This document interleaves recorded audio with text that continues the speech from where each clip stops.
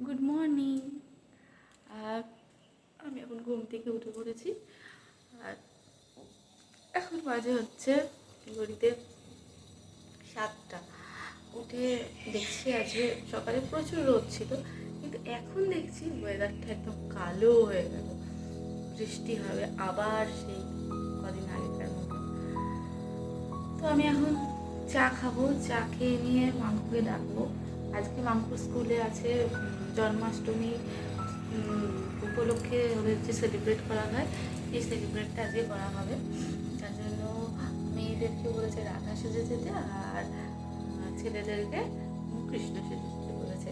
তো মাম্মা আজকে রাধা সেজে স্কুলে যাবে, সেটা আমি তোমাদের সাথে দেখাবো।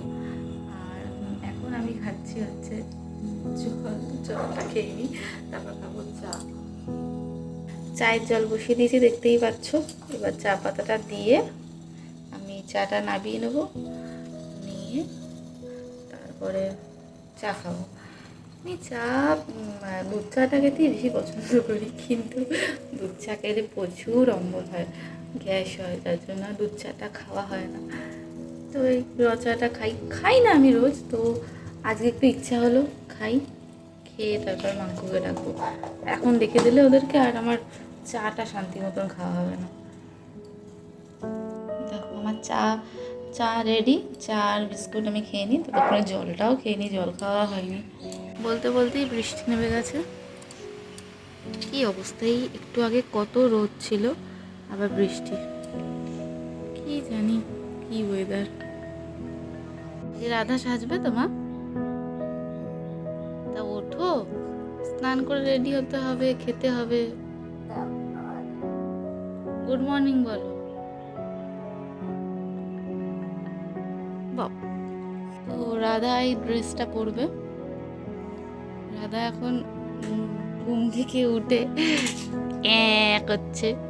রাধা তাড়াতাড়ি ওঠো, রেডি হয়ে স্কুলে যেতে হবে, তো খেতে হবে, তাই না? ওঠো রাধা। বনি ওঠার আগে তুই রেডি হয়ে যা, বনি ঘুম থেকে ওঠার আগে, ঠিক আছে?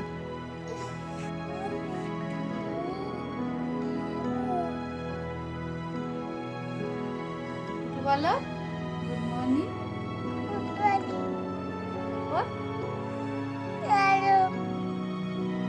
হ্যাঁ,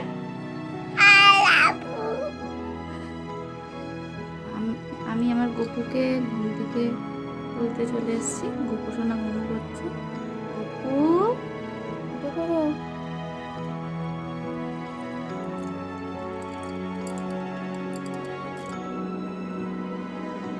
গপুকে খালি গায়ে ঘুম পাড়িয়েছিলাম, ও উঠে পড়। আসো আসো।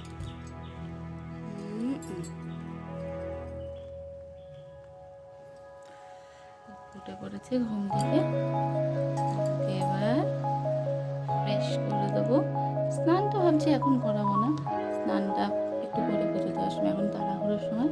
এখন মুখে মুখটা একটু ধুয়ে নিয়ে তারপরে মুখে খেতে দেবো। দেখো, আর একটা কানের আমার মেয়ে নিয়ে চলে গেছে। একটা কানে কানের রয়েছে, আর একটা কানে কানের নেই। এই করে এরা।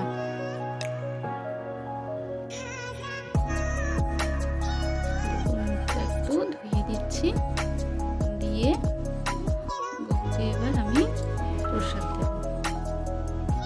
গপু এখন সকালে কি খাবে? গপুকে সকালে এখন বিস্কুট দেবো, বিস্কুট খাবে। গপু আজকে খাবারে খাবে হচ্ছে সকালে বিস্কুট। গপুকে আমি একটা বিস্কুট দিয়ে দিই। বিস্কুট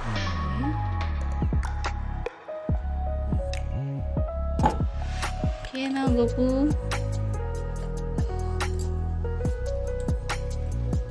এই যে মাংকু রেডি হয়ে চলে এসছে, ওকে একটু ভিডিও করে দিচ্ছিলাম, বলছি হাসো, একটু ঘোরো, কিন্তু করতে একটু লজ্জা পাচ্ছিল রাধা সেজে।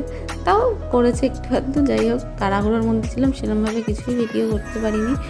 ওকে সাজানোটাও তোমাদের দেখাতে পারিনি। ওই যেটুকু ভেবেছি সেটুকুই শেয়ার করছি। ও তো খুবই ছোট, সারাক্ষণ ঘ্যান ঘ্যান করছিল সাজাতে গিয়ে, ঘুম থেকে উঠেই এসব সাজগোজ। তবুও যেটুকু করেছে দেখো আর ওর বোনিও খুব বায়না করছিল, ভিডিওর সামনে চলে যাচ্ছিলো বারবার, এই যে দেখতেই পাচ্ছ ও দিদির মতন সাজবে, দিদির মতন নাচবে। মাম্মা খুব খুশি হয়েছিল রাধা সেজে সেদিনকে।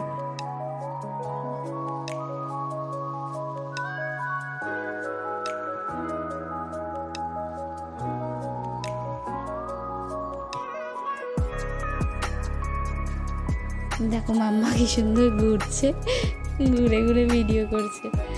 তো যাই হোক ও খুব মজাই পেয়েছে এরমভাবে সেজে গুজে ঘুরে যেতে। প্রথমে একটুখানি বিরক্ত করছিল সাজতে গিয়ে, তারপর সেজে গুজে ভালোই আনন্দ করেছে। স্কুলে গেছিলো, স্কুলে ওর সেদিনকে আমি দিয়ে এসেছি ঠিকই, কিন্তু নিয়ে আসতে আমি যাইনি, যার জন্য ভিডিও সেরকম করা হয়নি। বোন গিয়েছিলো ওকে আনতে, কিন্তু সেদিনকে স্কুলে সবাই খুব ভালো সেজেছিল। তো যাই হোক, টাটা, দেখা হচ্ছে পরের ব্লগে। তোমরা কিন্তু সবাই চ্যানেলটাকে আমার সাবস্ক্রাইব করো আর ভিডিওটা লাইক আর কমেন্ট করো। টাটা।